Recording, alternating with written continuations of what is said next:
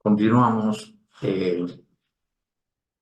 con la parte 2 de lo que habíamos considerado el sábado pasado, donde habíamos visto que la Biblia dice, la misma Biblia dice cómo debemos estudiar la palabra de Dios.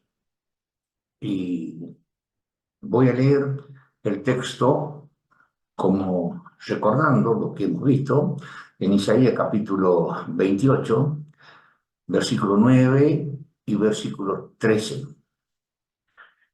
En los versículos 9 y 13 leemos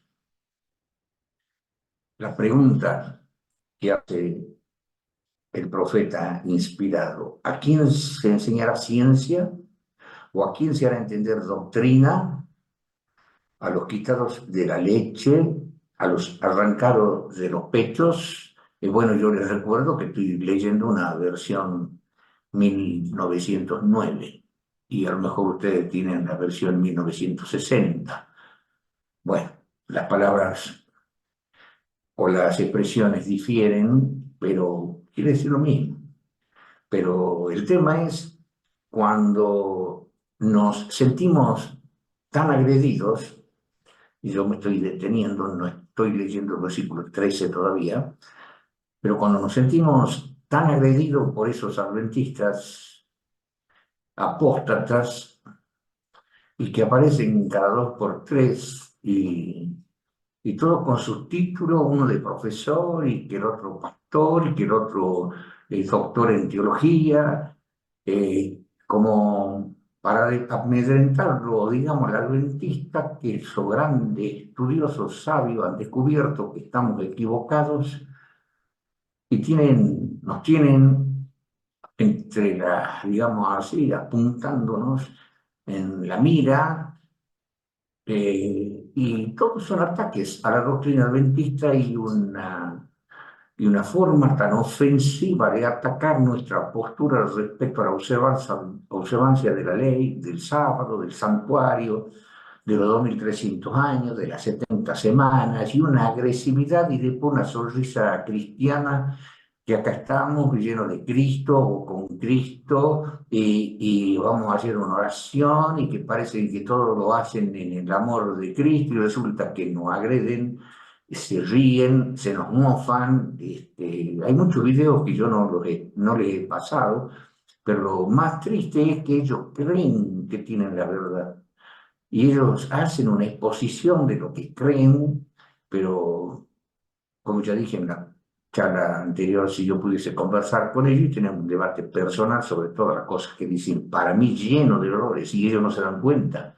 Y ellos creen que convencen, claro, y adventistas que no sabrán mucho de la Biblia y que quedarán confundidos, pero si ellos tienen su fe, que se dediquen a predicar el Evangelio de acuerdo a su fe honestamente, como hace cualquier confesión religiosa que predica a Cristo, convierte gente a Cristo, pero lo hace con honestidad, con fe, con alegría, pero no agresivo, solamente atacándolos a los adventistas en todos los puntos de doctrina y repetitivos, y de una manera y de otra. Entonces, si esto llegara a ellos y que yo mostré la imagen de ellos y después cuando vea otras imágenes agresivas de estos señores, que hacen una exposición determinada con un espíritu de grandeza y de seguridad que están interpretando bien, pero por favor, es algo ridícula, pero ridícula la interpretación. Entonces, ¿qué es lo que estoy, o qué voy, o qué pienso hacer yo?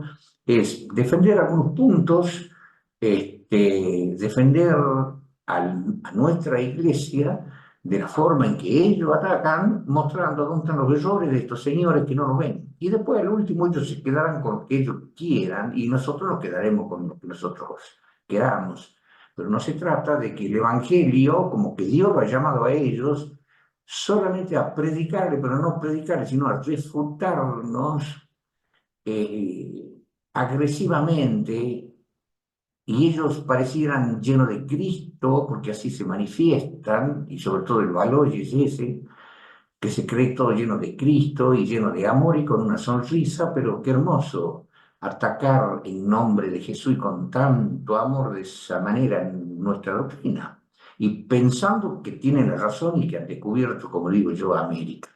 Entonces, yo en algunos temas voy a hacer una defensa de lo nuestro, por si llegaran ustedes a escuchar o esto pudiese llegar a otro adventista que no tiene mucho conocimiento. Y entonces estoy repasando lo que pregunta acá el profeta. Y entonces, imaginariamente nos reunamos todos estos señores que se creen los teólogos elegidos por Cristo y la religión, en el año 2023, quisiera que me muestren alguna profecía, alguna autoridad bíblica de por qué ellos han surgido para predicarnos a nosotros, criticarnos a nosotros, atacarnos a nosotros, y ellos no nos van a convertir. En fin, aquí se enseñará ciencia, entonces estamos todos reunidos acá. Y en un debate imaginario, quizá aburrido sea para ustedes estos temas, pero pónganse del lado mío o nos pongamos todos del lado de los adventistas para defendernos imaginariamente de todos estos señores que nos están agrediendo. ¿A quién se enseñará ciencia? Pregunta acá el profeta. ¿A quién se hará entender doctrina? Ya que hay tantas ideologías diferentes y todos dicen tener la verdad, y estos señores parece que han descubierto una gran doctrina. Y la gran doctrina de ellos es atacarnos a nosotros nada más. A ver si tienen poder de Cristo, si ellos se creen en nombre de nuestra fe, dicen ellos, bueno, en nombre de nuestra fe, si creen tener la verdad y son elegidos o seleccionados por el Señor para predicar un evangelio en el 2023, casi 2024, bueno, que vayan al mundo y lleven el Evangelio al mundo, que eso está profetizado, que hay que llevar el Evangelio de Jesucristo al mundo, a todos los gentiles. Cuando haya entrado la plenitud de los gentiles, que vayan a buscarlo a los gentiles. El apóstol Pablo lo dice, cuando haya entrado la plenitud de los gentiles, en Romanos 11, entonces Israel será salvo. Bueno, que se preocupen de hacer entrar a la plenitud de los gentiles, ya que tienen la superluz y se creen los elegidos del Señor. Pero resulta que el único público que ellos tienen son los adventistas para agredirlos. Entonces vuelvo a esos señores mi mensaje. O nosotros escuchas de lo que ellos digan. ¿A quién se enseñará ciencia? ¿A quién se hará entender doctrina? A los quitados de la leche, o sea, como diciendo los niñitos, a los arrancados de los pechos. Si la palabra de Dios la podemos entender, no necesitamos ser doctores, ni profesores, ni lingüistas, ni nada por el estilo. Los niños, por así decirlo, pueden entender la palabra de Dios y la estudian como la Biblia manda. ¿Y cómo manda la Biblia? Y bueno, en el versículo 13, la palabra pues de Jehová les será mandamiento tras mandamiento, versículo 13, mandato sobre mandato, renglón tras renglón, línea sobre línea, un poquito allí, otro poquito allá, y que vayan y caigan de espaldas y sean quebrantados y enlazados y presos, todos aquellos que no han estudiado la Biblia de esa manera, comparando texto con texto, o tomando texto aislado, o picoteando un texto acá, un texto allá, o comparando dos o tres textos y creyendo que allí ya han descubierto la verdad. Ya habíamos visto en la charla anterior cómo el Señor Jesucristo nos dio un ejemplo obedeciendo, por así decirlo, este versículo, yo le estoy leyendo el versículo 13, pero no le estoy leyendo el versículo 10, porque ahí también dice la palabra de Jehová le será mandamiento tras mandamiento, renglón tras renglón, línea sobre línea, un poquito aquí, otro poquito allá. Pero en el pasado hubo un teólogo X que decía que esto que nosotros leemos no dice en el original hebreo. Entonces, vamos a poner las citas, 3 citas, y la vamos a ver cómo está en el original hebreo. Y en el original hebreo nosotros notamos que dice, noten que el hebreo se lee no como nosotros leemos de izquierda a derecha, sino ellos leen de derecha, perdón, de izquierda a derecha, nosotros de derecha a izquierda. Entonces dice a ellos palabra de, y después ya está, allí está la palabra precepto. Y después Yahweh, o sea, la palabra de Yahweh quiere decir será precepto a nosotros, a ellos, precepto, precepto a precepto, o sea, precepto a precepto, lo que se traduce como mandamiento tras mandamiento, o línea sobre línea, o renglón tras renglón, precepto a precepto, línea, en la segunda lámina, línea, precepto, o sea, precepto, línea, línea, a línea, noten, nosotros le diríamos poco, línea, acá sería línea poco, allí poco, allí, ahora vamos a la tercera lámina, y allí dice, irán y caerán, yo estoy leyendo de derecha a izquierda, caerán hacia atrás y heridos serán y enredados y, o sea que los que no estudian la palabra sí, quedan enredados, quedan presos. ¿En qué? No la han podido entender a la Biblia, los que no hayan comparado texto con texto. Y de allí que de una Biblia tenemos tantas interpretaciones porque el error está en no saber comparar. Y estos señores no saben comparar y no se dan cuenta que no saben comparar y se creen los sabios más grandes del planeta. Y si ellos dicen, no, nosotros no nos creemos los sabios, bueno, eso es lo que están haciéndonos. Entender a nosotros, agrediéndonos con una autoridad interpretativa que creen que la tienen. Y ahora vamos a la palabra hebrea, donde dice precepto tras precepto, línea sobre línea. Bueno, nosotros encontramos la palabra sam, que dice pronunciación sam. ¿Y qué quiere decir? Orden, citación, mandamiento, mandato. Y por supuesto podemos ver la derivación de 66-80, pero no la vamos a ver. Pero dice más que ya no hace falta. Lo que quiere decir, yo busco hacerle entender a estos señores y a todos los que estudian la Biblia, que la Biblia debe ser, y lo dice el profeta Isaías, y está traducido, y ahora no tener mano. Yo estoy leyendo una versión 1909, y si ellos creen interpretar de otra manera, yo les estoy mostrando el original hebreo y la traducción.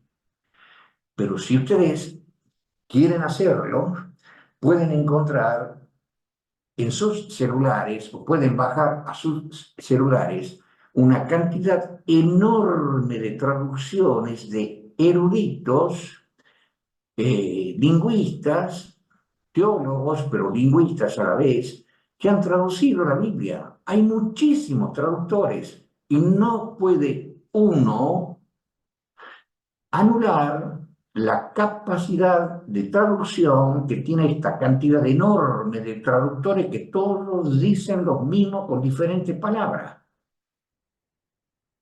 Porque si en inglés escribe un profeta y que dice me senté en una silla, bueno, ahora viene un traductor y dice en castellano me senté en una silla, o lo dice en francés, o lo dice en inglés.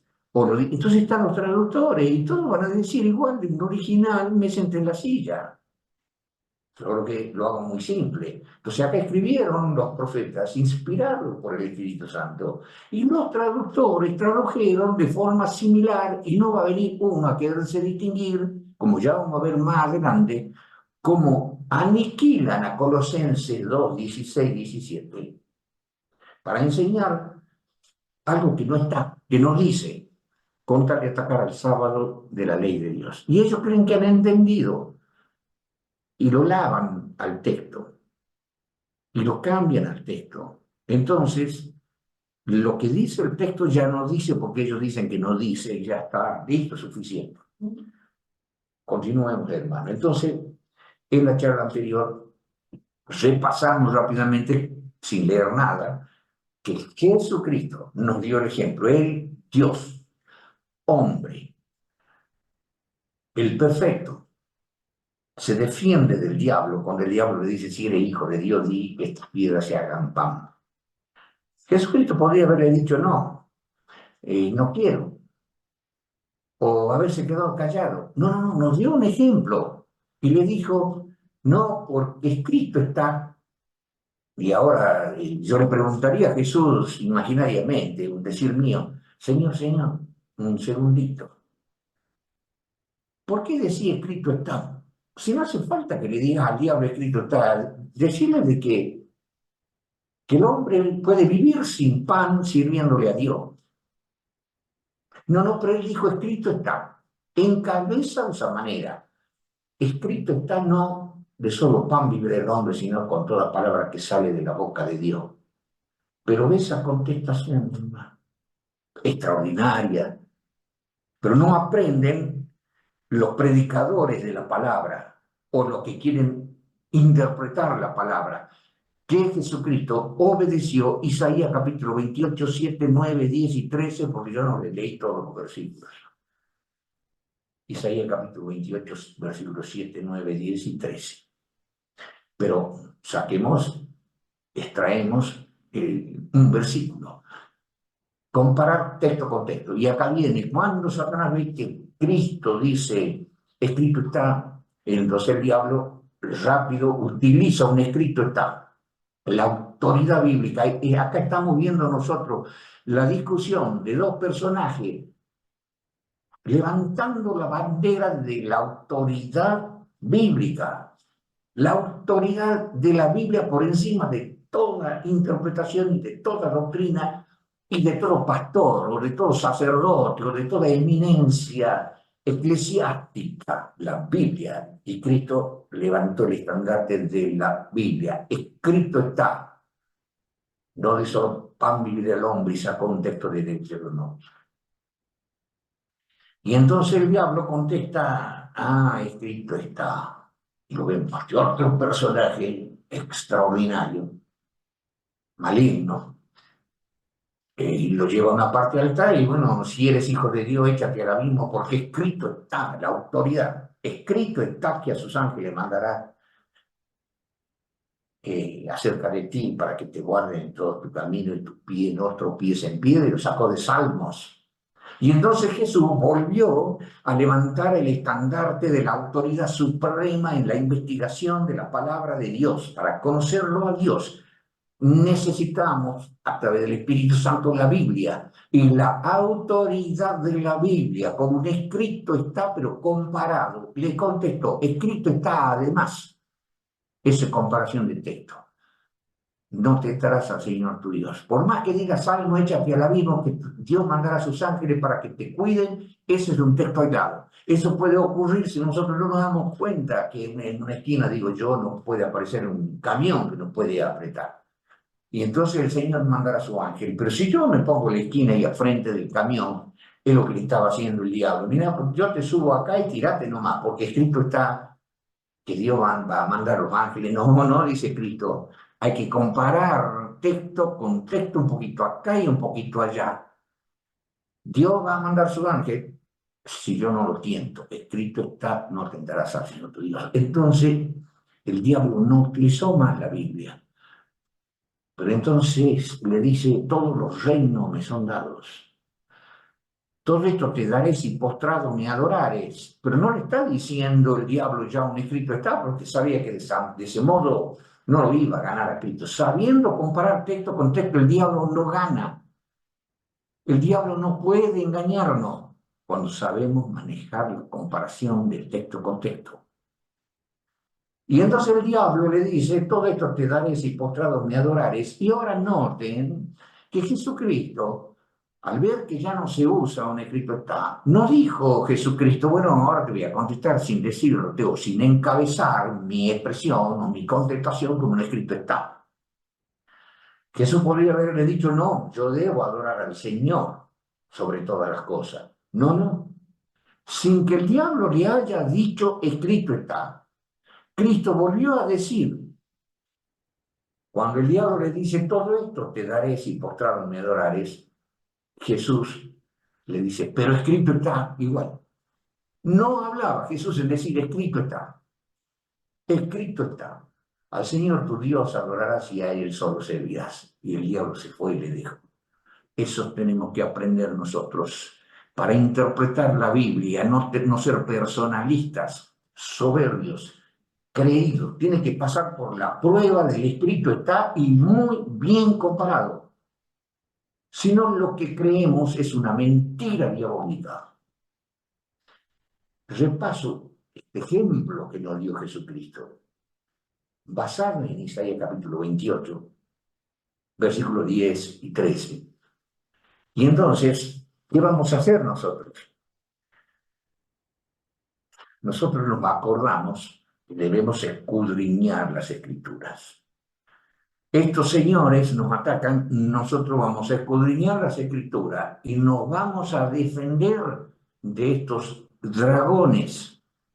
Y yo les llamo, hermanos, dragones, porque atacan con tanto odio la ley de Dios y el sábado, y tan temático en contra de la ley y el sábado, la ley y el sábado, y texto, cualquier pillan algo o alguna interpretación nuestra que Colosenses 2, 16, 17, o que nos llevan al texto que dice que guardaremos el sábado por la eternidad, y por todos los lados nos buscan sobre lo que creemos del sábado, y encima nos dicen atrevidamente, los adventistas mienten, y aparece ahí en YouTube, los adventistas mienten, interpretación mentirosa. Yo estoy ahora haciendo defensa de lo que ellos nos atacan de forma indebida, no es de cristianos. Que vayan a predicar el evangelio y que ganen almas y Dios les ha revelado una gran luz, y no que los critiquen a los adventistas nada más, que los calumnien, obra de Satanás. Y entonces nosotros nos acordamos que Jesús dijo escudriñad las Escrituras, y le dijo a todos, y le dijo a los que dudaban, le dijo a los fariseos y muchos judíos que estaban con los fariseos, y Jesús dijo escudriñar las Escrituras.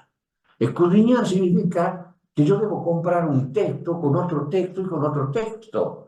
Y los bereanos, cuando le escucharon a Pablo hablar, nada menos que a Pablo, también agarraron la Escritura y escudriñaban la Escritura para ver si lo que Pablo decía era verdad o no. Es lo que tenemos que hacer nosotros con estos señores que creen que están escudriñando la Biblia y que han descubierto los errores de la doctrina adventista. En fin, Pedro dijo, y ustedes se acuerdan, en su segunda epístola, en el capítulo 1, versículo 19, ya lo hemos visto, que tenemos, dice, también la palabra profética permanente. O sea que nosotros los adventistas tenemos la palabra profética permanente como lo tienen estos señores que critican. Y nos vamos a defender con la palabra de Dios permanente. ¿Y cómo es la palabra profética permanente? La cual hacéis bien de estar atentos. Cuando se suscitan problemas como estos, tenemos que estar atentos en una palabra de Dios a la que le estudiamos, la escudriñamos, comparamos texto con texto debidamente, comparado texto con texto, y le hacemos caso y hacemos bien de estar atentos como una antorcha. Hermanos, lamentablemente la Biblia está perfecta, es una antorcha que Dios nos ha dado en un lugar oscuro. Con más razón que podamos ingrimir la antorcha y alumbrarnos el camino, porque no tenemos una super luz clara. De allí que tanta doctrina, y tenemos que descubrir la verdad de Dios en las Escrituras, porque el diablo también crea sus doctrinas, y como dice Cristo, vendrán falsos Cristos, San Mateo 24, vendrán falsos Cristos, y falsos profetas, falsos maestros, falsos predicadores, y hasta harán grandes señales, milagros y prodigios acompañando a sus prédicas. Miren si no tenemos que aprender a manejar la Biblia y hacerla que ilumine más esa antorcha, el lugar oscuro, para no equivocarnos de senda, hermano, y caer al precipicio. Mientras tanto, hacemos bien de estar atentos como una antorcha que alumbra el lugar oscuro hasta hasta que el día esclarezca. ¿Y cuándo será que el día va a esclarecer y el lucero de la mañana salga en vuestros corazones? Podríamos decir, por un lado, si es para estos últimos tiempos, cuando venga la potencia del Espíritu Santo y la lluvia tardía que está profetizado en Joel capítulo 2, en el versículo 23, en el versículo 28 al 31. Y después también está profetizado en Romano, bueno, el capítulo 2, versículo 11, ¿para qué voy a decir tanto versículo que hay? Llega un momento de la luz, donde dice que todos vamos a profetizar y tendremos sueños y tendremos visiones, y allí ya el Espíritu de Dios nos guiará a la verdad, ya directamente con una luz superior a la antorcha.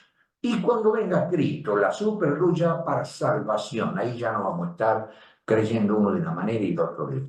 Pero mientras tanto estamos con la antorcha. ¿Y quién tiene que estar con la antorcha? Y bueno, solamente esos profesores, esos doctores, esos pastores, que exhiben el título para que nosotros digamos, ah, si ellos se han ido de la iglesia adventista porque están interpretando correctamente, y vayan ustedes y vean el despliegue que hacen de, de interpretaciones con texto bíblico, pero no saben comparar. No saben comparar. Y yo voy a hacer mi demostración y quedarán ellos con su postura y nosotros con la nuestra. Y ahora vamos a un ejemplo práctico. Ahora vamos a dejarlo a Cristo, como le dije yo en la charla anterior, y vamos a un ejemplo práctico. Nosotros ahora, ya no lo vemos a Cristo. Estamos solos, aunque no estamos solos. En espíritu Jesús está con nosotros, pero nos sentimos solos.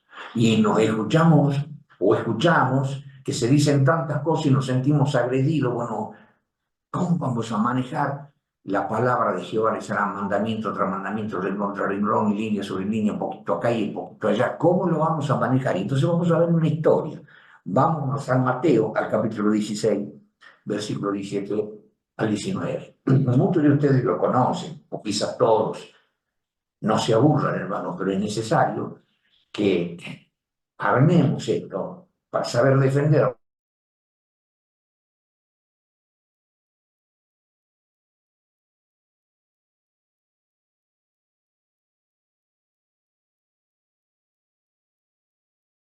16, versículo 17 al 19. Entonces, respondiendo Jesús, le dijo, estaba hablando con los discípulos y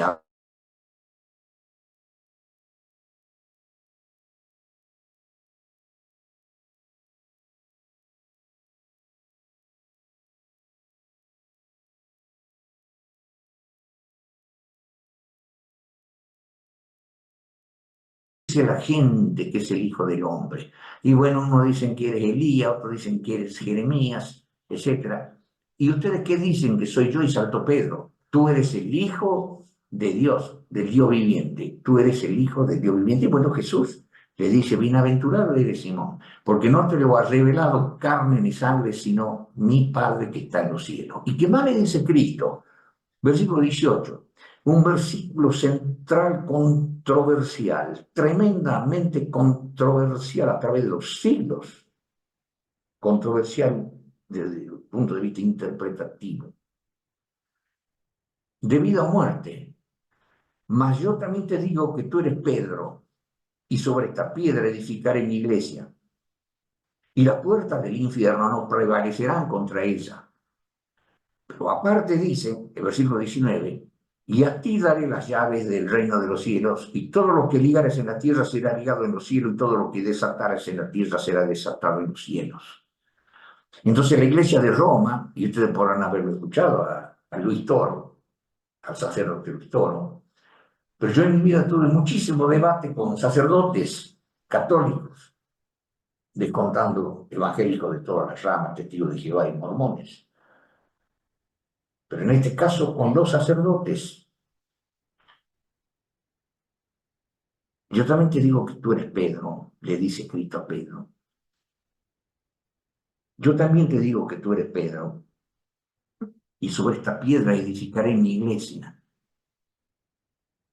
Yo también te digo que tú eres Pedro, y sobre esta piedra edificaré mi iglesia. Entonces la iglesia de Roma entiende que es el Papa, que Pedro fue el primer Papa, la primera autoridad de todo el cristianismo. Y entonces, ¿qué decimos nosotros? Bueno, nosotros vamos al original griego primero.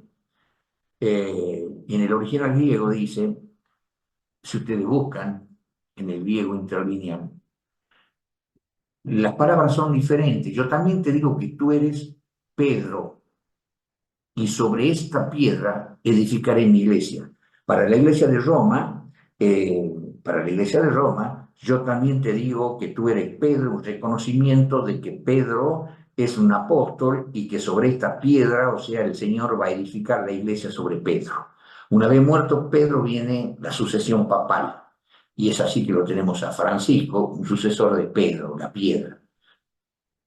Ahora, los evangélicos o adventistas también, no creemos eso porque si vamos al griego, ustedes mismos van a ver que la palabra Pedro y la palabra piedra son diferentes.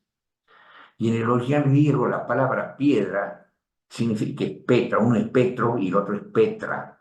Petro es una piedra pequeña, una piedra que se arroja con ondas, un canto rodado, una piedra manipulable. En cambio, Petra, sobre esta Petra, edificar en mi iglesia significa piedra, fundamento, piedra de montaña, piedra que no se puede mover.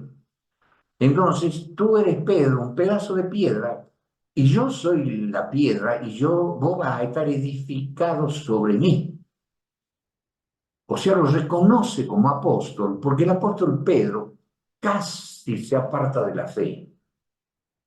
Y entonces Dios, Jesucristo, le hace un reconocimiento como Petro. Vas a ser un Petro que vas a estar sobre esta Petra. ¿Qué pasó con Pedro? Bueno, hay una historia con Pedro y hay que saberla de memoria. ¿Qué pasó con Pedro? Cuando el Señor le dice semejantes cosas, ahí mismo en San Mateo, el Señor comienza a decir que él iba a ser maltratado, que él iba a ser perseguido, que él iba a ser castigado, que le iban a hacer de todo y que lo iban a matar. Entonces ese mismo Pedro, maravilloso Pedro, lo llama a Jesús aparte y le dice, Señor, ten compasión de ti, no permitas que te pase una cosa tal. Y entonces Jesús le contesta, apártate de mí, Satanás, que no entiendes las cosas que son de Dios, sino las que son de los hombres.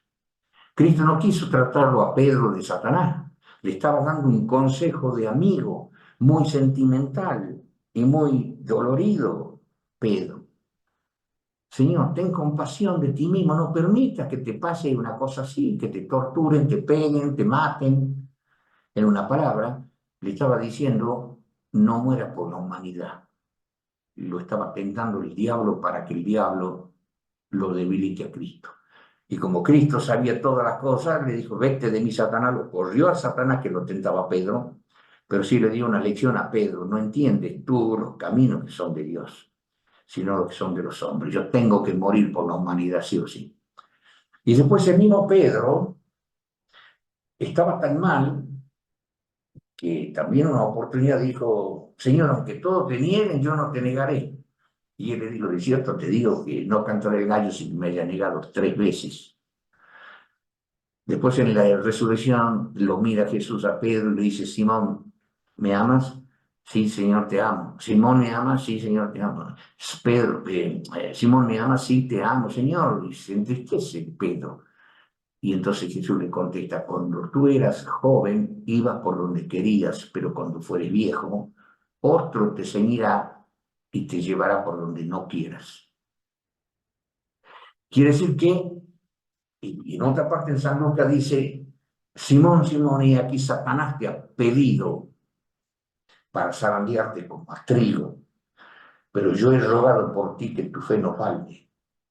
Hubo una manifestación, una intervención especial, visible y no visible, por parte de Cristo sobre ese Pedro. Yo también te digo por eso que tú eres Pedro, te lo reveló, fue un trabajo del Padre.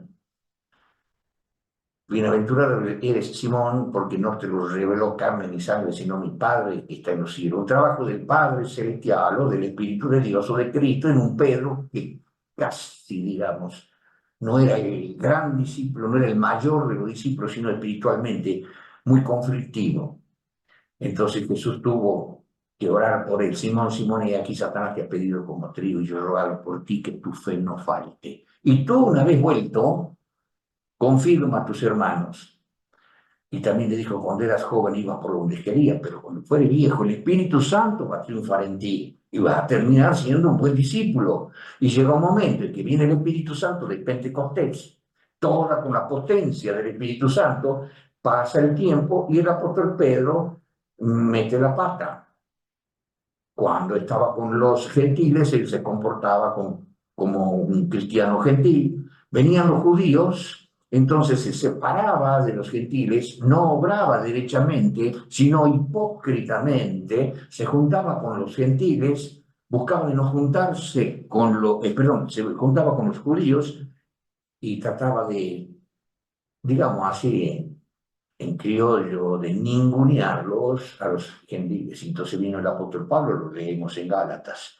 Cuando yo vi que Pedro no andaba derechamente conforme a la verdad, lo reprendí duramente en la cara, delante de todos. Y con su disimulación y su hipocresía, dice, lo arrastró a Bernabé también. Y Pedro tuvo una reprimenda terrible por parte de Pablo. Entonces, cuando nosotros leemos ese ensalzamiento de Pedro, había una razón, ¿no? Porque él sea el gran personaje para ser el primer papa. Bueno, eso serían entonces, con una comparación del texto, estudiamos la vida de Pedro y el apóstol Pedro. La comparación del texto le deja mucho que desear y se ve y se lee y se estudia una intervención especial por parte de Cristo para que el diablo no lo arrebate como apóstol. Simón, Simón, y aquí Satanás te ha pedido como trigo para zarandearte, pero yo he rogado por ti que tu fe no falte. Y tú una vez vuelto, confirma a tus hermanos. Bien.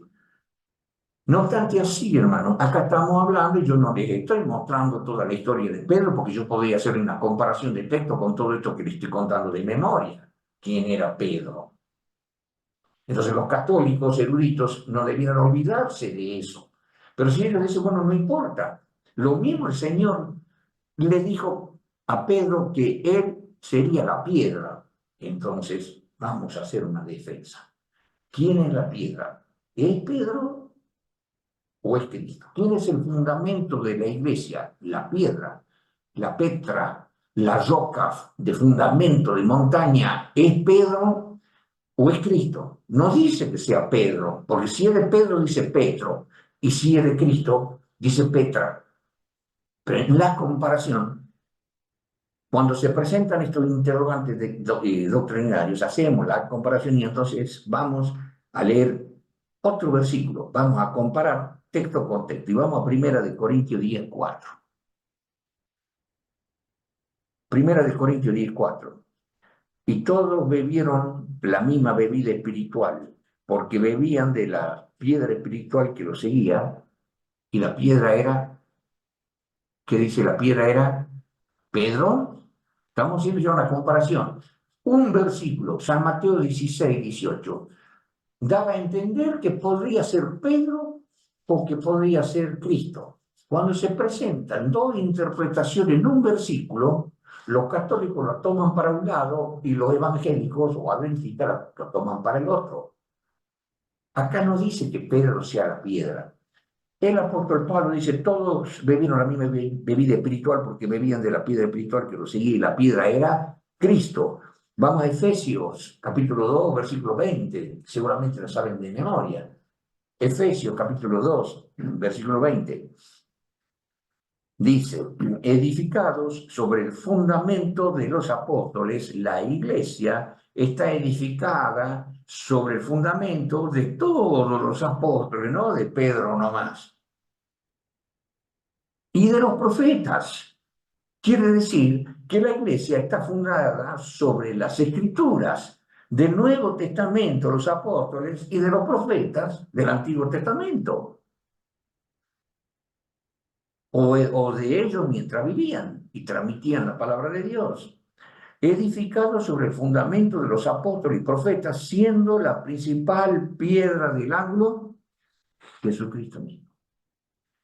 Entonces, Vamos a ir a otro versículo, por así decirlo, nos vamos a trasladar a los tiempos pasados y le vamos a preguntar a Pedro, ¿qué opina? Le preguntamos a Pedro, ¿qué creía él que le dijo Cristo? ¿Quién era la piedra? Busquemos Hechos de los Apóstoles, capítulo 4, versículos 10 y 11. Hechos de los Apóstoles, capítulo 4, versículos 10 y 11. Sea notorio a todos vosotros y a todo el pueblo de Israel que en el nombre de Jesucristo de Nazaret, al que vosotros crucificasteis y Dios les resucitó de los muertos, por él este hombre está en vuestra presencia sano. Esta es la piedra reprobada de vosotros los edificadores, la cual es puesta por cabeza del ángulo. Acá ya opina Pedro, hermanos. Nunca pensó Pedro que él era la piedra. Nadie, el apóstol mismo Pedro dice, perdón, esta es la piedra reprobada de vosotros los edificadores, la cual es puesta por cabeza del ángulo. ¿Quién era la piedra reprobada por los edificadores que es puesta por cabeza? Jesucristo de Nazaret. La comparación de texto no se contradice. Cuando hacemos bien la comparación de texto no hay contradicción interpretativa. Y ahora, en un debate con un sacerdote dijo, ahora noten la filosofía, de lo cual hay que saber manejar la Biblia como una espada en una guerra de los antiguos guerreros, porque ahora estaríamos con misiles nomás. Vino un sacerdote y dijo, está bien, Pedro es la piedra, lo dicen todos los textos. Pero después, cuando murió Pedro, Cristo es la piedra, perdón, Cristo está bien, Cristo es la piedra, lo dicen todos los textos. Cristo es la piedra. Pero cuando Cristo se fue, murió y resucitó y se fue, lo dejó a Pedro. Porque mientras Cristo vivía, era la piedra. Entonces la contestación era, un momentito, señor sacerdote, ¿a dónde dice que Cristo es la piedra? Cuando Jesús le dijo, tú eres Petro y sobre esta Petra edificaré, o sea, tú eres Pedro, pedazo de piedra, sobre mi persona, que soy la piedra, yo voy a edificar mi iglesia. El contexto lo muestra así, todos los profetas, todos los apóstoles vivientes o las escrituras, todos descansan sobre la Petra, Cristo Jesús. Y lo dice el mismo Pedro, que Cristo es la Petra, la piedra en Hechos de los Apóstoles. Pero este sacerdote dice, bueno, pero después, cuando Jesús se fue Pedro. No, porque lo que escriben o lo que leemos después, cuando Jesús se fue, Pedro hizo el milagro y dice, Cristo es la piedra. Y no dice, soy yo. Pero miren qué filosofía. Y el apóstol Pablo también dice que la piedra era Cristo. Y Pablo escribía después que Cristo se había ido. Pero no obstante así, no sé si entienden bien el tema, cómo quiso filosofar también Cristo es la piedra. Pero cuando él se fue, lo dejó a Pedro como piedra, el primer papa, y vino la sucesión papal. No, tremenda filosofía. Todos los apóstoles, tanto Pedro como Pablo, escribieron después que Jesús se fue, como piedra Cristo. Pero ahora vamos a notar un versículo, 1 Corintios 3:11. Si lo otro es una espada filosa, esta es una bomba atómica del tiempo antiguo, hermano. Que dice 1 Corintios 3:11, porque nadie puede poner otro fundamento que el que está puesto, el cual es Jesucristo. Ah, usted sacerdote quiere poner otro fundamento. La iglesia de Roma quiere poner a otro fundamento. No, señor. Mientras vivía Cristo, él era la piedra. Cuando se fue Cristo, sigue siendo la piedra y seguirá siendo la piedra por la eternidad. Y está representado en la estatua de Daniel, capítulo 2, que viene el imperio de la piedra, el quinto imperio, la piedra, y no es la segunda venida, ni la primera venida, ni la quinta de Pedro, es la segunda venida de Cristo, la piedra de esa imagen. Entonces, hermano, todo el contexto de la Biblia está mostrando que Cristo es la piedra y Pablo, sabio por Espíritu Santo, por las dudas, dice, miren muchachos, sepan algo, nadie puede poner otro fundamento. Si ustedes creen que después va a ser Pedro, no, nunca. Nadie puede poner otro fundamento, el cual es Cristo y punto. Eso se llama comparar texto con texto y defendernos de las teorías o filosofías o doctrinas que puedan venir del infierno. Ahora, dijo algo grave también Jesús, y a ti te daré las llaves. Y a ti te daré las llaves. ¿Para qué? Y todo lo que ate en la tierra será atado en el cielo, y lo que desate en la tierra será desatado en el cielo. Pero era porque estaba hablando con Pedro, entonces ellos creen que Pedro recibe la llave y el infierno no puede prevalecer contra la iglesia porque el que tiene la llave es Pedro. Ahora, hermanos, no es que Dios le ha dado una llave de plata ni una llave de oro. ¿Cómo era la llave? Era simbólica, figurativa. Veamos entonces en una comparación quién tenía la llave. ¿Solamente Pedro? Era porque estaba hablando con Pedro. ¿Y para qué sirve la llave? Para abrir el reino de los cielos y para cerrar el reino de los cielos. Eso quiere decir, no es una llave para abrir un portón del Vaticano, digamos, ¿no? ¿Quién tenía la llave? Pedro. Bueno, vamos a hacer una comparación de texto. Y entonces vamos a Mateo capítulo 18, versículo 1. En el versículo 1 dice, en aquel tiempo se llegaron los discípulos a Jesús diciendo, ¿quién es el mayor en el reino de los cielos? Y entonces comienza un diálogo. Pero ¿quiénes estaban allí? Ya no estaba Pedro solo ni los apóstoles, estaban muchos discípulos. Entonces leamos versículo 15 en adelante. Por tanto, si tu hermano pecare contra ti, ve y redarguye entre ti y él solo. Si te oyere, has ganado a tu hermano. Mas si no te oyere, toma aún contigo uno o dos, para que en boca de dos o de tres testigos conste toda palabra. Y si no oyere a ellos, dilo a la iglesia. Y si no oyere a la iglesia, tenlo por étnico y publicano. Y ahora noten, versículo 18. De cierto os digo que todo lo que ligares en la tierra será ligado en el cielo, y todo lo que desatareis en la tierra será desatado en el cielo. ¿Qué le dijo el Señor a Pedro? Retrocedamos, Mateo 16, versículo 19. Y a ti daré las llaves del reino de los cielos, y todo lo que ligares en la tierra será ligado en los cielos, y todo lo que desatares en la tierra será desatado en los cielos. Es Pedro, el único, el Papa, número uno, que tiene la llave, que puede atar y desatar, atar, ligar o desligar. Eso es en Mateo 16, 19, pero en Mateo 18, en el versículo 18, dice, de cierto os digo que todo lo que ligaréis, y le está hablando a Pedro, no, a todos los discípulos, de cierto digo que todo lo que ligaréis en la tierra será ligado en el cielo, y todo lo que desataréis en la tierra será desatado en el cielo. ¿Y qué era? Estaba hablando que si algún hermano pecaba, se lo hablaba del redarguye entre ti y él solo. Si no hace caso, entonces llama dos o tres testigos. Si no hace caso, dilo a la iglesia. Y si no hace caso, que lo borren, que lo saquen de la iglesia. Que todo lo que ustedes aten cuando predicamos y bautizamos, lo atamos a la iglesia. Si entra en pecado y no abandona el pecado y damos los pasos bíblicos, se los echa de la iglesia. ¿Quién tiene esa autoridad? Pero la iglesia a través de los siglos.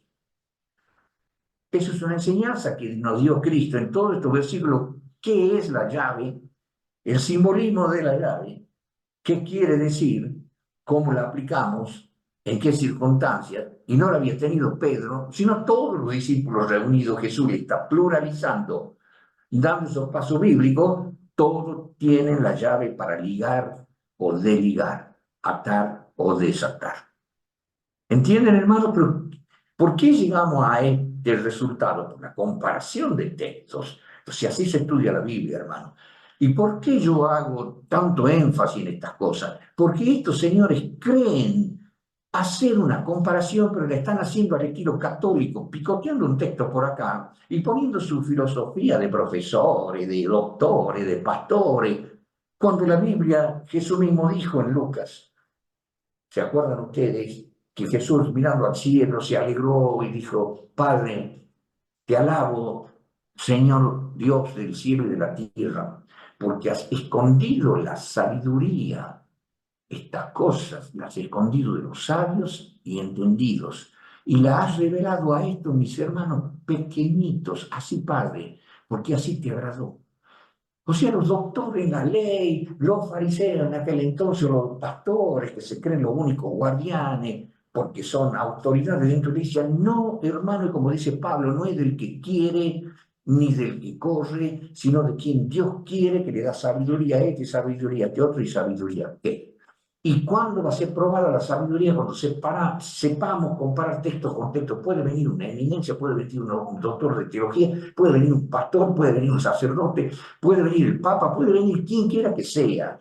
Vamos a comparar la Biblia texto con texto y allí llegamos a la perfecta interpretación. Y ninguno puede pisotear la comparación. Cuando hacemos comparación de texto y alguien quiere hacer primar una postura, por más perfecta que sea, o por más apóstol que sea, como dice el apóstol Pablo en segunda de Corintios 11, que vendrían falsos ministros, falsos apóstoles, transfigurándose en apóstoles de Cristo, y que tras de ello estaría Satanás. Porque no es maravilla, dice Satanás se transfigura en ángel de luz. Así que no es cosa grande si su ministro se transfigura en ministro de justicia.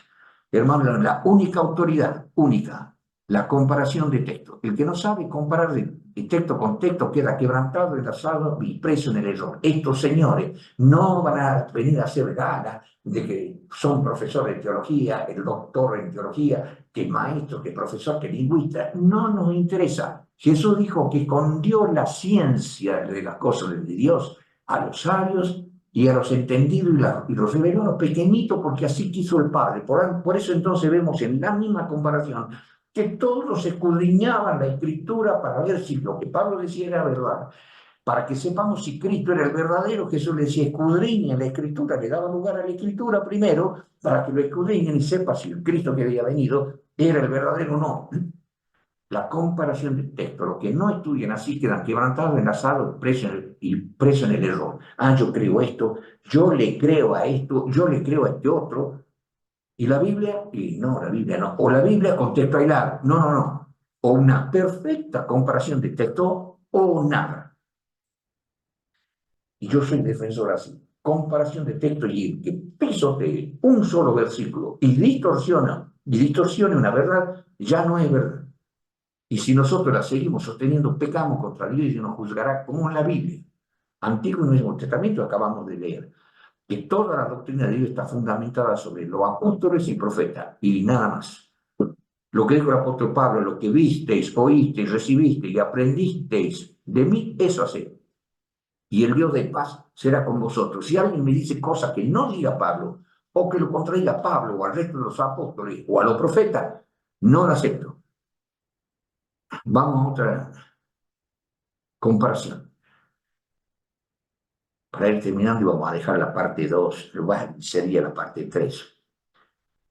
Hay otra problemática grande para estos señores y para muchos evangélicos que nos atacan con el sábado cuando nosotros hablamos del sello.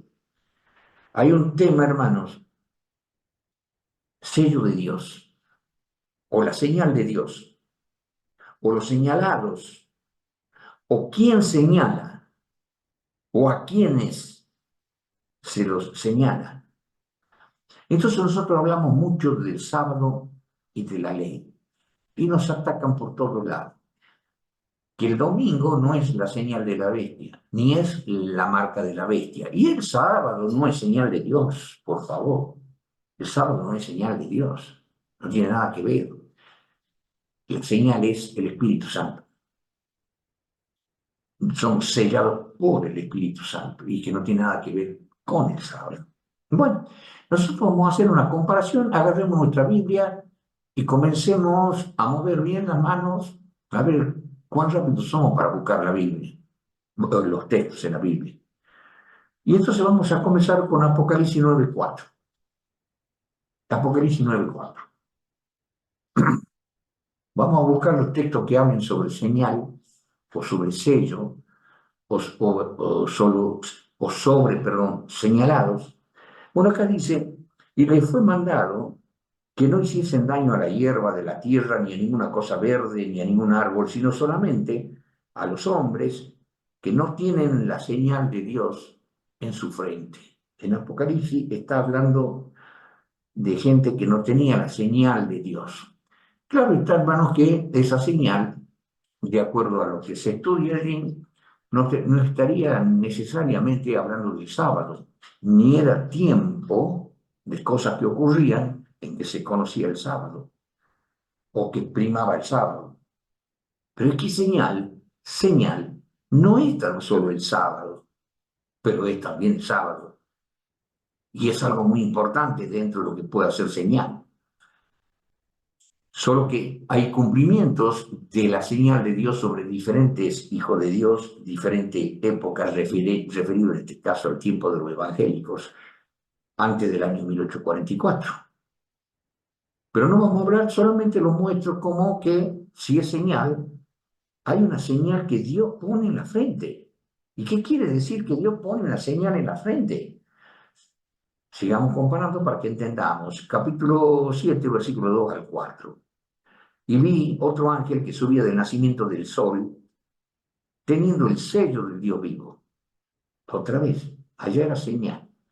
Acá es que subía del nacimiento del sol un ángel que tenía, se le había dado, se le había encomendado, se le había encargado, que tenía el sello del Dios vivo y clamó con gran voz a los cuatro ángeles, a los cuales era dado hacer daño a la tierra y a la mar, diciendo en el versículo 3, no hagáis daño a la tierra, ni al mar, ni a los árboles, hasta que señalemos a los siervos de nuestro Dios en sus frentes. Y esto tiene que ver con otro evento que ya después lo vamos a estudiar, para que sepamos bien ahora, más que nunca, qué tiempo estamos viviendo. Vamos a estudiar en breve en qué tiempo estamos viviendo. Y de paso van a aparecer estos señores y otros en el tiempo en que estamos viviendo. Vamos a estudiar sobre un tema muy particular más adelante. Pero es que estamos viendo que hay un ángel que dice no destruyan a la tierra, no destruyan al mar, a los árboles y a la tierra, hasta que señalemos. Venía él con el sello del Dios vivo, venía para señalar, no era para mostrar un gran sello que tenía en la mano. No aparecía para hacer galas del sello que tenía en la mano. No, no, venía con un sello para señalar a los siervos de Dios. No hagáis, el versículo 3, no hagáis daño a la tierra, ni al mar, ni a los árboles, hasta que señalemos a los siervos de nuestro Dios en su frente. Y el versículo 4, y oí el número de los señalados, 144.000 señalados de toda la tribu de los hijos de Israel. ¿Qué palabras encontramos acá? Un sello, versículo 2. El otro, en el versículo 3, que señalemos. Y el versículo 4, señalados. Sello, señalemos, señalar. ¿A quiénes? A los hijos de Dios. Ahora vamos al Ezequiel capítulo 9, versículo 4 al 6. Ezequiel capítulo 9, versículo 4 al 6. Y díjole Jehová, pasa por medio de la ciudad. Ezequiel capítulo 9, versículo 4 al 6. Y díjole Jehová, pasa por medio de la ciudad, por medio de Jerusalén. Y le dice al ángel, pon una señal en la frente a los hombres que gimen y claman a causa de todas las abominaciones que se hacen en medio de ella. Y a los otros dijo a mis oídos, pasad por la ciudad en pos de él y herid. No perdone vuestro ojo ni tengáis misericordia, le dice Jehová al ángel.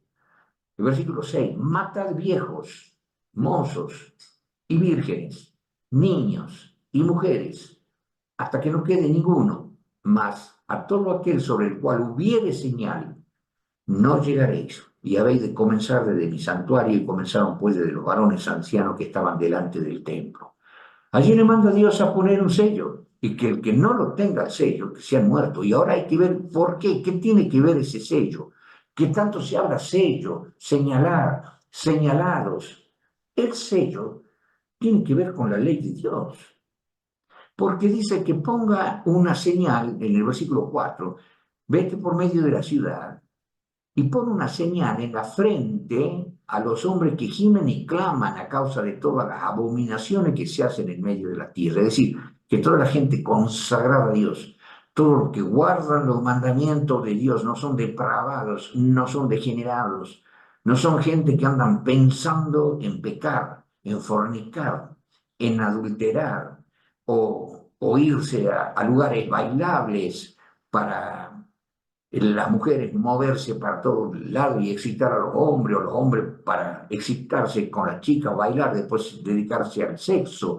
Y su vida es sexo, sexo, sexo, tanto hombres como mujeres. Y no tan solo con eso, y la pornografía, y cuántas abominaciones más allá del ladrón, del asesino, del calumniador. No pongas un sello sobre esa clase de gente que viven para la complacencia propia o cualquier tipo de pecado. A todos aquellos que gimen y claman a causa de las abominaciones que se ven en la tierra, a esos señálalos. ¿Y cómo son esa gente? ¿Cómo es esa gente? Gente que por el Espíritu de Dios están capacitados para ser ciudadanos del reino, que no andan planificando el pecado y disfrutando el momento pecaminoso, sino que gimen, claman, no soporto, Señor, tanta degeneración en el mundo. Señor, ya no es parte del Hijo de Dios eso. Hay una transformación. A esos señálalos. ¿Y qué tiene que ver entonces esa señal? Y tiene que ver con la ley de Dios, donde la gente no roba, no mata, no adultera, o no toma el nombre de Dios en mano, o no tiene dioses ajenos, o no adora dioses falsos. ¿Y será que guarda el sábado? No deshonra a su padre, dijimos, no mata, no roba, no levanta falso testimonio, no codicia bienes ajenos. Bueno, y cuando ven la raza degenerada por el pecado, gimen y claman, Señor, ven pronto. Este mundo no da más. No pueden convivir en este mundo. Ahora Dios les pone el sello, pero sin el sábado. Por supuesto, hermano, que como dice Romanos capítulo 11, Dios lo encerró a todos en incredulidad, de tal manera que sabemos que hay muchos evangélicos que bajaron a la tumba sin guardar el sábado y sin creer en el sábado, sin entender el sábado. Y guardaron el domingo no en honor al Papa, y la Biblia le llama en el libro de Daniel, capítulo 7, versículo 25, le llama santos del Altísimo perseguidos por el cuerno pequeño. Y bajaron a la tumba durante 1260 años, evangélicos de diferentes creencias, pero fueron fieles a Dios sin el sábado y tenían la señal de Dios. Les faltaba el sábado. Pero el pecado está, como dice Santiago capítulo 4, versículo 17, el pecado está en aquel que sabe hacer lo bueno y no lo hace. Y dice Romanos 11 que el Señor encerró a muchos en incredulidad para no condenarlos. Lean Romanos capítulo 11, que el Señor los encerró en incredulidad para que sean salvos y no sean condenados. Y llegará un momento en que Dios les dará luz por la lluvia tardía para que todos conozcan la verdad y conozcan el sábado también. Pero en el libro de Ezequiel, cuando se habla de señalados, vamos a ver en el mismo libro de Ezequiel, capítulo 20, versículos 12 y 20. En el capítulo 9 del libro de Ezequiel se hablaba de que se ponga un sello a los que gimen y claman por la maldad y las degeneraciones del mundo de aquella época, que también es aplicable al mundo como está ahora, que si nosotros estamos contentos y felices para ir a pecar o estamos sufriendo por cómo está el mundo y no ser partícipe de un mundo depravado. Pero acá, ¿qué pasó? Pone una señal, pero dice también en Ezequiel 20, 12, 20, y diles, o que le digan, o diles también, perdón, les di, o sea, yo tengo mi versión antigua, diles, o sea, les di, También mi sábado que fuesen por señal entre mí y ellos, para que supiesen que yo soy Jehová que los santifico. O sea que el sello de Dios y la señal de Dios allí, en el tiempo de Ezequiel, o sea, en el tiempo de los judíos, el sábado constituía una señal. Y yo les di mi sábado, que fuese por señal entre mí y ellos, para que supiese que yo soy Jehová, que los santifico, y no se puede discutir, lo dice Jehová. Y en el versículo 20, santificad mi sábado, decían, por señal entre mí y vosotros, para que sepáis que yo soy Jehová vuestro Dios. Lo dice Dios.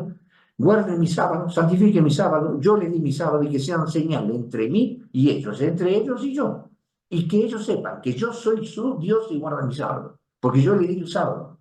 Entonces, está dentro del ser sellado o señalado, no nosotros el querer huir de la corrupción o no sufrir la corrupción, sino también guardar el sábado. Lo dice acá, lo dice Jehová. Pero estos señores niegan todo el sábado no es nada, hermano, el sábado no es nada, no era para los judíos, pero no me hablen de señal, no, acá está hablando de que es señal. Y si la Biblia dice que es señal, ellos no pueden decir que no es señal. Pero ahora vamos a ver otro texto muy significativo, Isaías capítulo 8, versículos 16 y 20. Y es cosa que es muy probable que ninguno se haya dado cuenta. Y lo he podido yo observar, ni pastores, ni adventistas, de diferentes tiempos, épocas que yo he vivido, se han dado cuenta de esto. Dice el versículo 16, ata el testimonio, sella la ley entre mis discípulos. ¿Han entendido el versículo?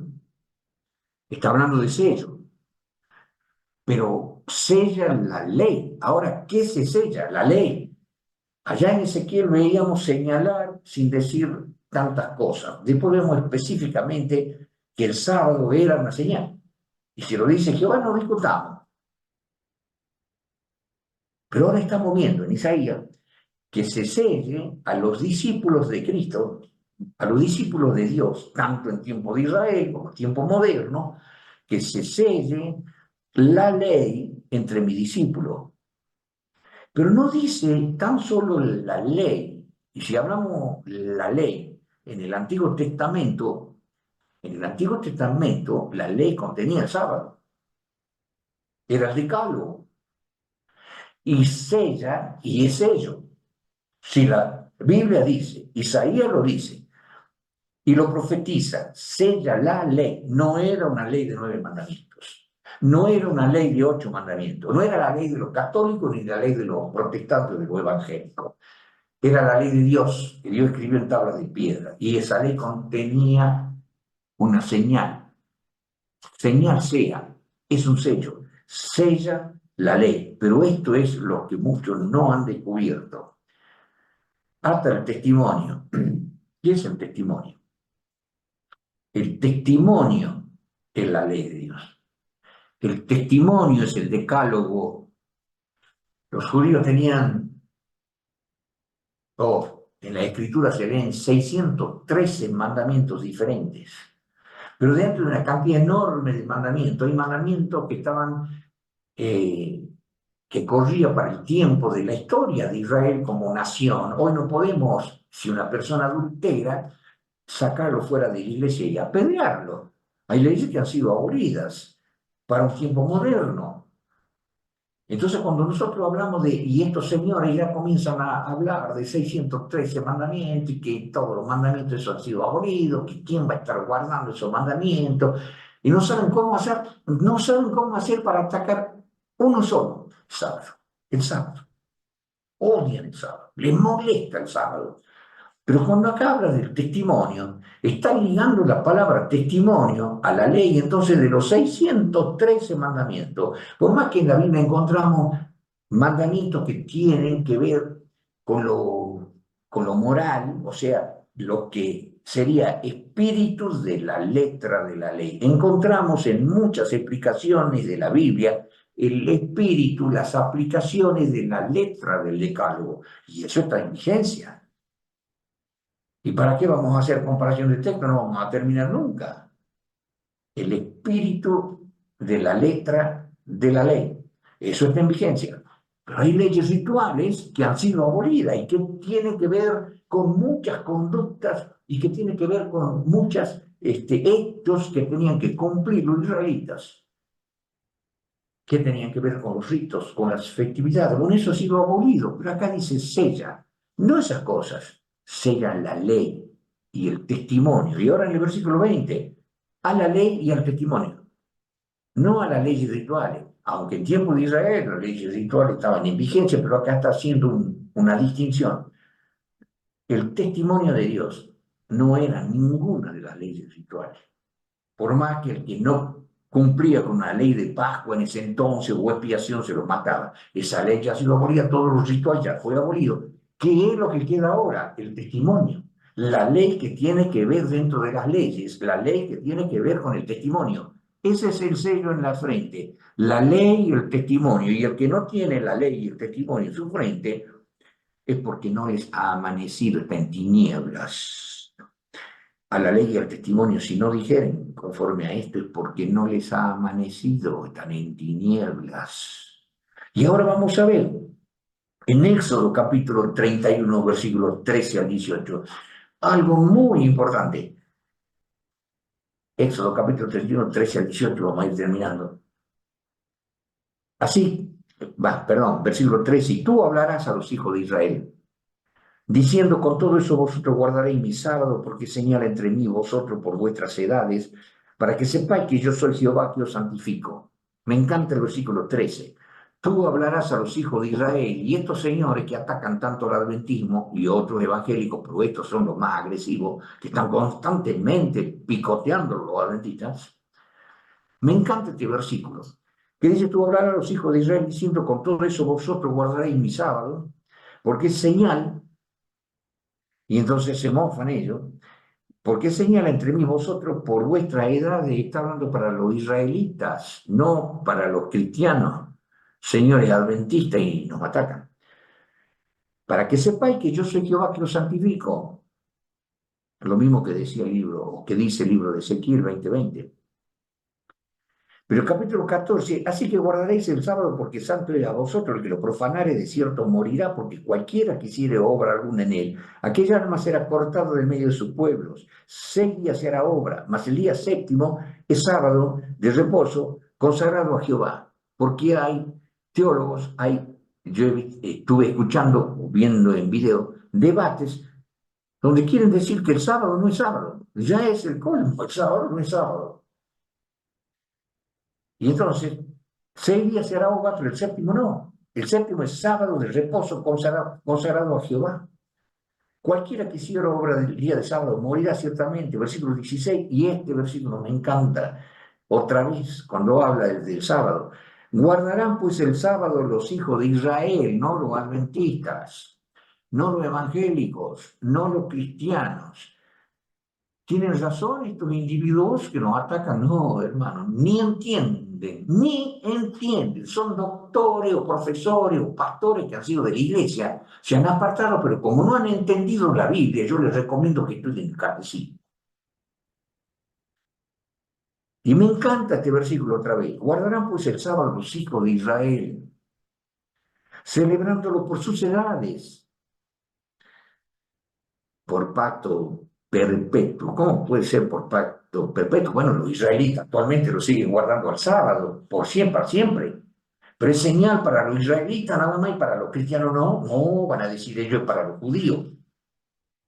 ¿Que alguna vez los judíos dejarán de guardar el sábado y guardarán el domingo? ¿No dice el apóstol Pablo en Romanos 11 que no seamos arrogantes, los gentiles que no seamos arrogantes?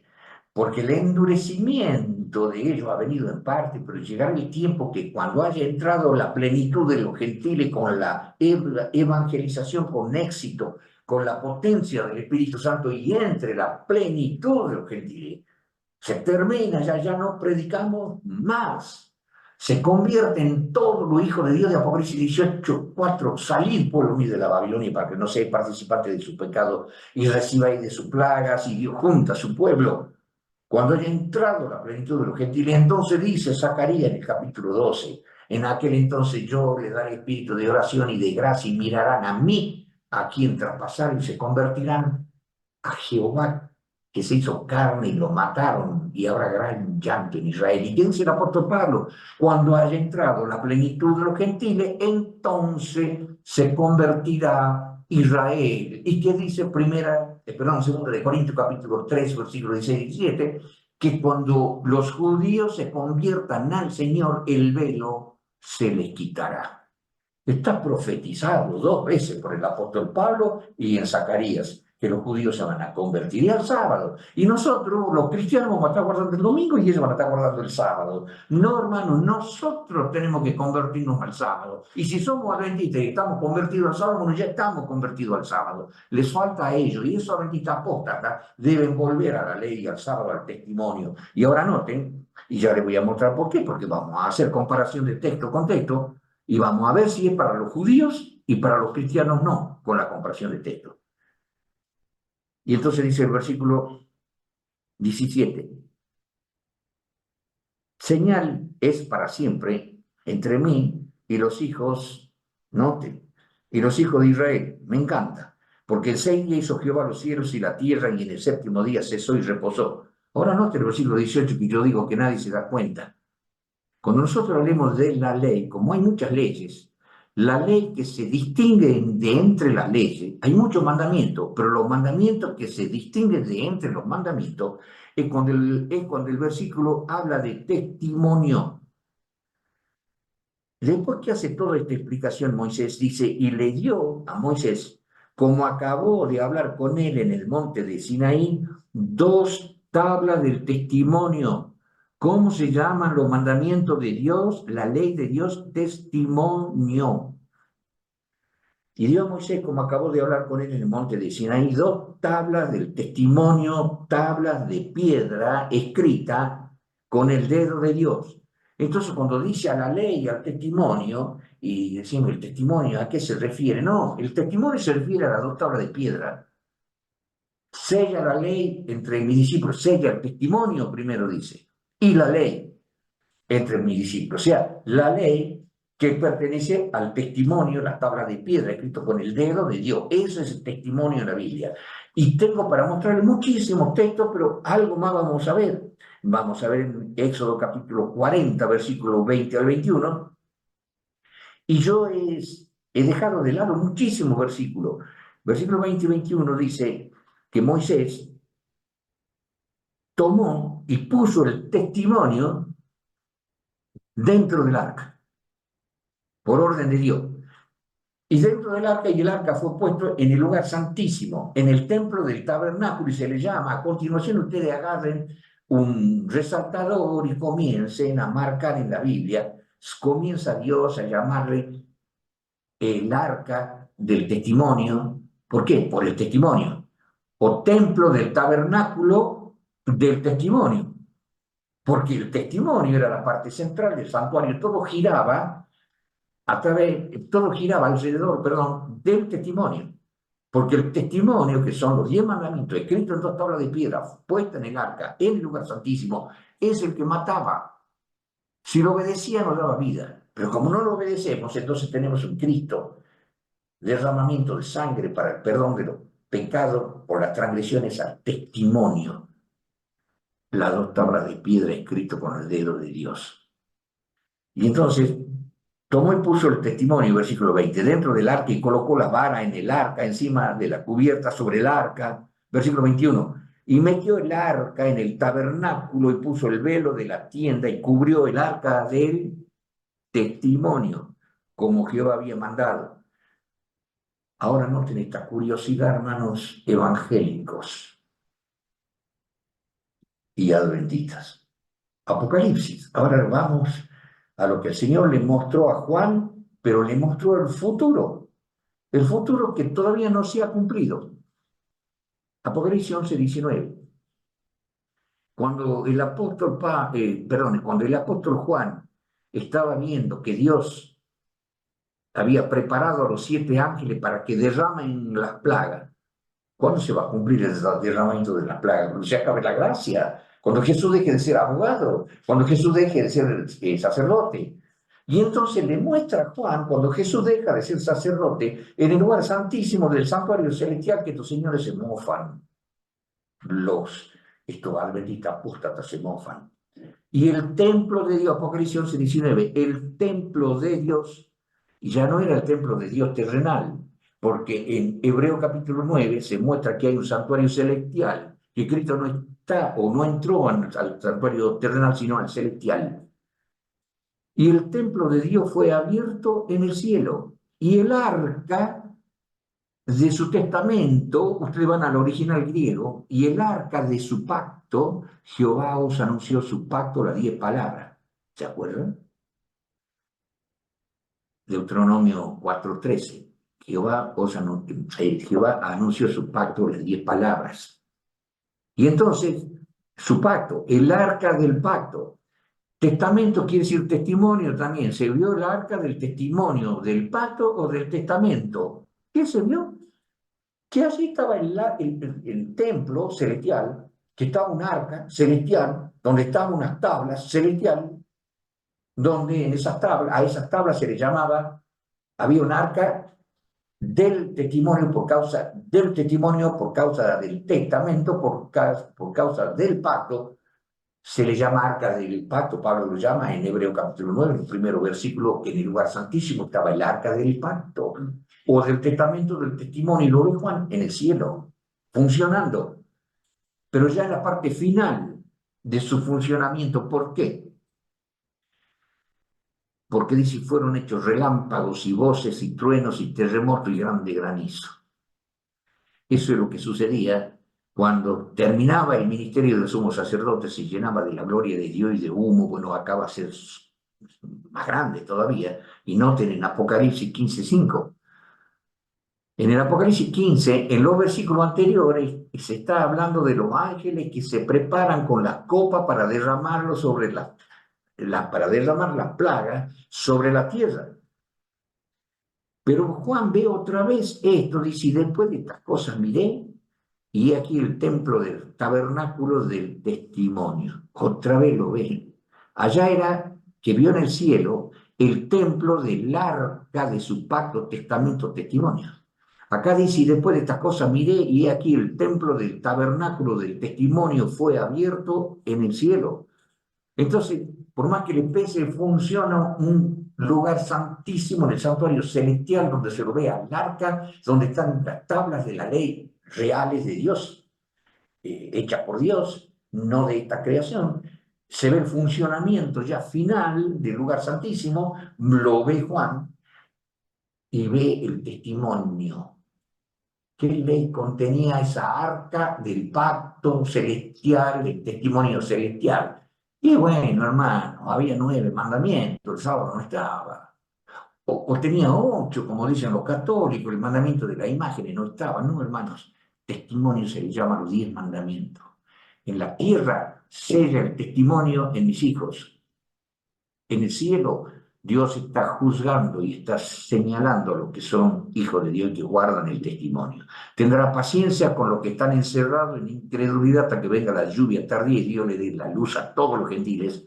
Y a los judíos no les va a dar la luz, no les va a dar la luz del sábado. A ellos les falta el Cristo. Nosotros lo tenemos a Cristo, pero no tenemos el sábado. Bueno, los adventistas lo tenemos a Cristo y al sábado. A los judíos les falta Cristo. A los evangélicos les falta el sábado. Los adventistas tenemos ambas cosas. Más allá de que seamos fieles o no, estamos hablando de doctrinas comparando texto con texto. Entonces, y ahí en el capítulo 15, vayan y lean los versículos anteriores, que los ángeles preparan las copas con sus plagas para derramarlas sobre la tierra, y ahí es donde ve.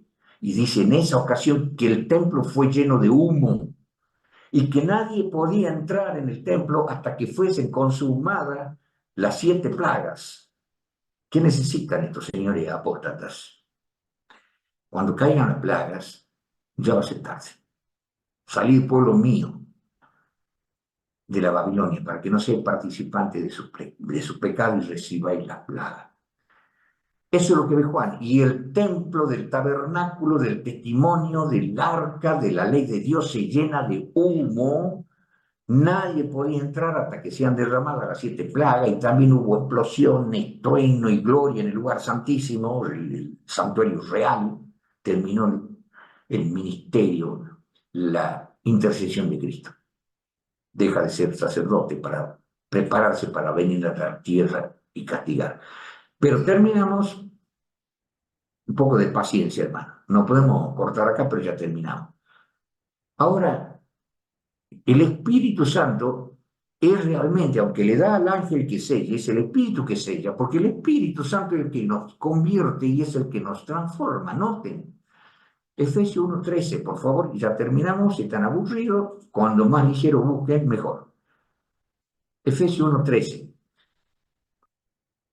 en el cual esperasteis también vosotros, dice el apóstol Pablo, en el cual esperasteis también vosotros, oyendo la palabra de verdad, el evangelio de vuestra salvación, en el cual también desde que creísteis, fuisteis sellados con el Espíritu Santo de la promesa. ¿Somos sellados con qué? Con el Espíritu. Pero no es que nos ponga un sello con tinta. El Espíritu nos transformó, como dice el libro de Ezequiel: yo pondré mi Espíritu y haré que guarden mis mandamientos. Yo derramaré mi Espíritu y haré que guarden mis mandamientos. Somos sellados. Ahora, Efesios 4:30. Y no contristéis al Espíritu Santo de Dios. Efesios 4:30. No contristéis al Espíritu Santo de Dios, con el cual estáis sellados para el día de la redención. En definitiva, hermanos, el Espíritu Santo es el que sella, es el que trabaja en nuestro corazón y nos convence y nos convierte y hace que guardemos los testimonios. Aunque Dios haga que otros no lo conozcan, lo encierran en incredulidad y bajaron hacia la tumba. El pecado está en aquel que sabe hacer lo bueno y no lo hace, y se salvarán. Y Daniel 7:25 o 7:21 lo llama los santos del Altísimo, aunque no hayan guardado el sábado, porque no lo conocieron. Pero todos los hijos de Dios lo van a conocer en breve y se decidirán por el mandamiento que falta. Entonces el Espíritu Santo, acá no hay contradicción, y comienzan a pelear que el Espíritu Santo es el que sella, que no tiene nada que ver que el sábado, y que el sábado no tiene nada que ver, y nos ataca. No, con la comparación de texto vamos a armar el rompecabezas. Con la comparación de texto armamos el rompecabezas. El Espíritu Santo es el que nos sella. Estamos sellados con el Espíritu Santo transformador. Con el Espíritu Santo, sellado con el Espíritu Santo. ¿Pero qué sella? Los mandamientos de Dios. No somos pecadores, no transgredimos la ley de Dios, no somos del diablo. Guardamos la palabra de Dios, guardamos el testimonio, guardamos la ley de Dios. ¿Qué ley? Los que no conocen siguen el sábado, los que conocen con el sábado, que siguen vigencia. Y entonces el Espíritu Santo nos sella la ley verdadera, que es el testimonio, y el testimonio tiene el sábado adentro. Entonces, el Espíritu Santo sella la ley, y la ley es el sello de la ley verdadera, con el sábado, que es señal. ¿Entienden? El Espíritu Santo sella al hombre, pone en su corazón la ley completa con el sábado. Y todo eso es sello, señal de ser señalado. Pon un sello sobre esa persona. ¿Qué es el sello? Todo. El Espíritu Santo, la ley y el sábado. No el Espíritu Santo y una ley sin sábado. Y cuando yo les dije que nos vamos a gozar, y acá terminamos el estudio, nos vamos a gozar. Cuando dice que el sábado es para Israel, entonces todos dicen es para Israel, no se dan cuenta. Me encanta, hermano. Entonces leamos lo último. Romanos capítulo 9, versículo 6 al 8. Romanos 9, 6 al 8. No empero, dice Pablo, que la palabra de Dios haya faltado, porque no todos los que son de Israel son israelitas. Qué hermoso. Ni por ser simiente de Abraham son todos hijos. Mas en Isaac te será llamada simiente, quiere decir no lo que son hijos de la carne, estos son los hijos de Dios, mas los que son hijos de la promesa son contados en la generación. Nosotros somos israelitas en el espíritu, la carne ya no vale nada. Cuando Dios decía, el sábado será para Israel por pacto perpetuo, para los israelitas, para siempre, para los israelitas en la carne en un tiempo, pero lo que más valía era el israelita en el espíritu. Nosotros somos israelitas en el espíritu y los judíos que son en la carne, les falta ser israelitas en el espíritu, a menos que sean consagrados y conocidos por Dios de que son fieles de acuerdo a lo que conozcan, como los evangélicos que bajaron a la tumba sin guardar el sábado. Pero ahora noten, en el versículo Gálatas capítulo 3, versículo 27 al 29, 27 al 29, porque todos los que habéis sido bautizados en Cristo, gentiles o no, ahora hablemos de gentiles, a ver qué pasa. Porque todos los que habéis sido bautizados en Cristo, de Cristo estáis vestidos. Y ya no hay judío, ni griego, no hay siervo, ni libre, no hay varón, ni hembra, porque todos vosotros sois uno en Cristo Jesús. Versículo 29, y si vosotros sois de Cristo, ciertamente la simiente de Abraham sois, y conforme a la promesa, los herederos. Hermanos, yo soy judío, y ustedes también son judíos. Sí, hermanos, todos los que se han bautizado son hijos de la promesa, hijos de Dios. Ahora vamos a leer Romanos, para terminar, capítulo 2, versículos 28 y 29. Y me despido. Romanos 2, 28 y 29.